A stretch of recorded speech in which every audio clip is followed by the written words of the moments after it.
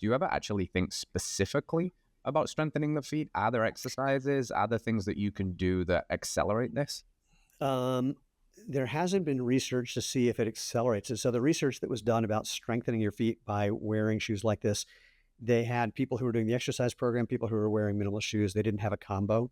And I don't know if anyone's done the combo since. I mean, you can do too much, but it's pretty hard to do too much for your feet. Same thing with your calves. It's pretty hard to overwork your calves. You got to really work that problem because they're made to handle that repetitive use. Like, you can't you can overwork your heart. A lot of ultra marathoners discovered they end up with left ventricular hypertrophy, Right. which is problematic. So that is doable.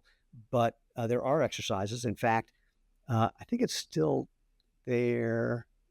There's an ebook that I put together that has the exercise program that was used in that study about strengthening and the study in running injury risk.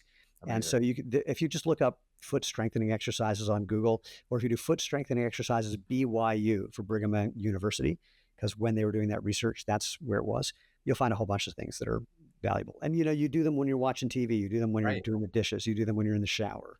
It's, you make it a part of your life, not because compliance is not high. If you Mhm. give someone a program, they're not going to do it. If you say, hey, here's some things, every now and then, remember to do this. The simplest one, it's called towel scrunches. Many people have done it. Put a little towel on the Mhm. floor and you can do it while you're sitting down. Just put your foot on it, use your toes to scrunch and pull it towards you. Yeah. Really simple thing to do. Or a thing called short foot, where it's kind of isometric. The idea is you want to take that first metatarsal head, that big bone behind your big toe, and you want to try and move it closer to your heel without scrunching your toes too much. Just try to Mm. use that longitudinal arch to kind of pull it slightly together.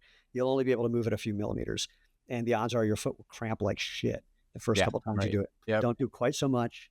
That's a really good strengthener. You can do that when you're standing. You can do it when you're walking.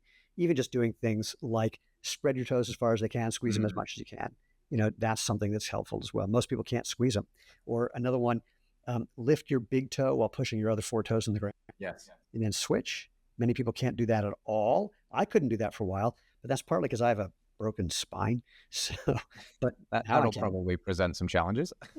Some, but that's a good one just to kind of wake up the nerves more than strengthening things. And there's some people who do. I mean, look, there are people who have no arms who do unbelievable things with their feet. They're not special. I mean, they are, but they're not special. You could do that too if you were forced to. If your feet are able to do that.